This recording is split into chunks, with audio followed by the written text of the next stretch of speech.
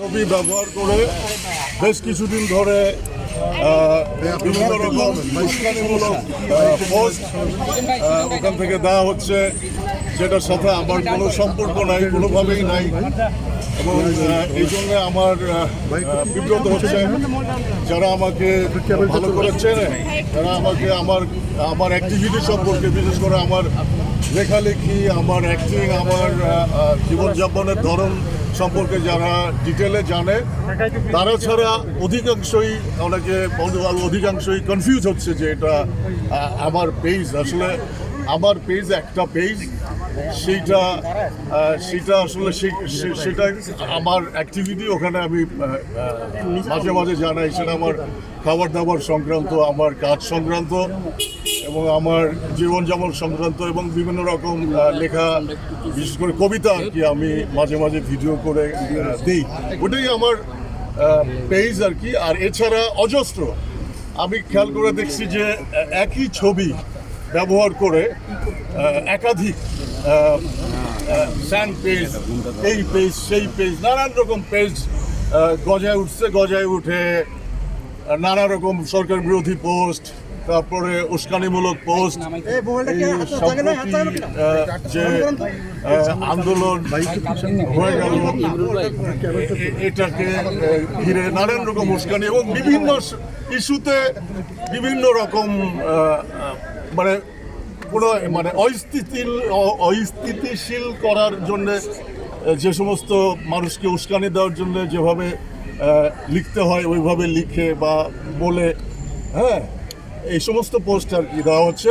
তো আমি আমার অ্যাভারেজে আমার যারা বলতেছে আমার দেশের বাইরে বাংলা ভাষাভাষী যারা আমার ফ্যান ফলোয়াররা আছেন, তারা এই সমস্ত পোস্টে কনফিউজ হবেন না, কারণ এখানে আইন আছে, আইনের লোকজন সতর্ক, তারা খোঁজখবর নিছে, তারা জানে যে কোনটা কার আইডি, কোনটা কার পেজ, তারা জানে।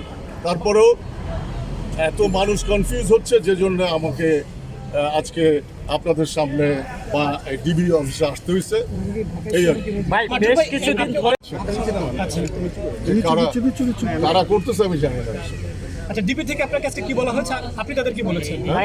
ডিবি থেকে আপনাকে কি বলা হয়েছে? এর জন্য আমি আসলে এর মধ্যে আমি আসছি, ডিবি অফিসে আসছি হারুন সাহেবের সাথে কথা বলতে, যে যারা এইসব করতেছে তাদের বিরুদ্ধে কিভাবে আইনি পদক্ষেপ নেওয়া যায় সে ব্যাপারে আমি কথা বলতে আসছি। এতদিন আসতে পারি নাই, কারণ এতদিন ছিল, নানা রকম শাটডাউন ছিল, তারপরে কারফিউ ছিল, নানা একটু অস্থিতিশীলতা ছিল এবং মুভ করা যাচ্ছিল না কোথাও, এই জন্য আসতে পারি নাই।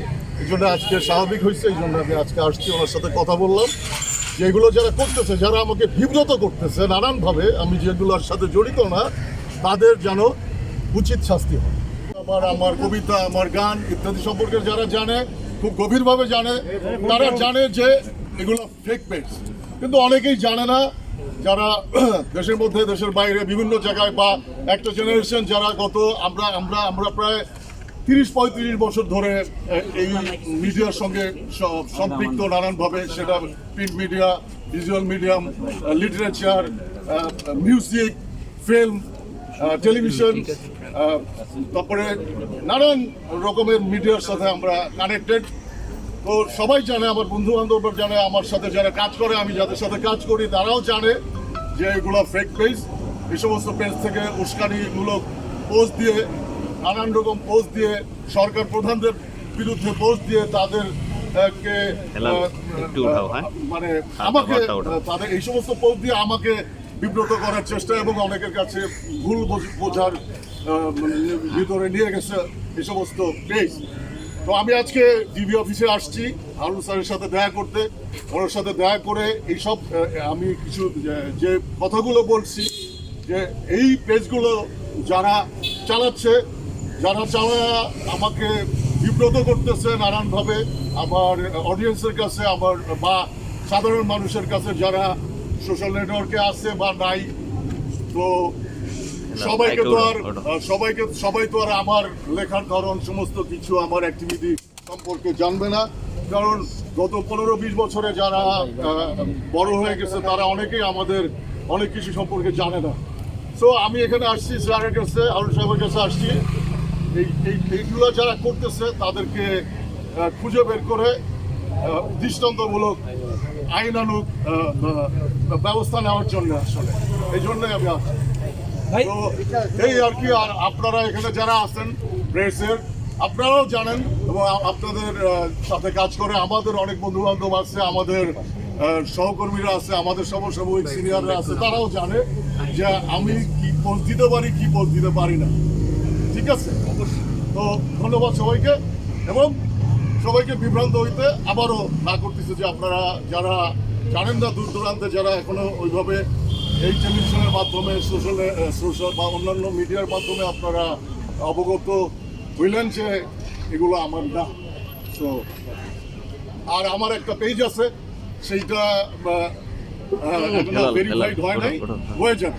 হ্যাঁ, কিন্তু এখন প্রবলেম হচ্ছে যে ভেরিফাইড হইলেও তো এখন ফেক পেজে হারে বা নানানজনের তো কোনো মানে ইয়ে নাই, এখানে কোনো তো মানে কি বলে কোনো মানে কন্ট্রোল নাই। যে যেভাবে পারতেছে সে সেইভাবে পেজ খুলতেছে, একাধিক পেজ খুলতেছে। কারণ বোঝা যায়, আমরা বুঝতে পারি যে আমরা যখন কোনো পোস্ট দিই সেখানে কারা উস্কানি দিতেছে, কারা চেতাইতে চাচ্ছে, কারা মানে আছে না অনেক রকম মানুষকে একটা সুস্থভাবে কোনো কিছু ভালোবাসা দিয়ে বা সময় নিয়ে ধৈর্য ধরে অনেক কিছুর জন্য গাছ লাগায়া ফল পাওয়া যায় না, দুধে জাল দেওয়ার সাথে সাথে ফল পাওয়া যায় না, ধৈর্য ধরতে হয়। সেই ধৈর্যটা ধরতে পারলে সহিংসতা কম হয়, ভায়োলেন্স কম হয়, মানুষ ভালো থাকে, মানুষের সাথে মানুষের সম্পর্ক ভালো থাকে। যাই হোক, ঠিক আছে, এই পর্যন্তই আর কি। এই অনেক অবসাদও হইলেও আমি মোটামুটি বুঝাইতে পারছি।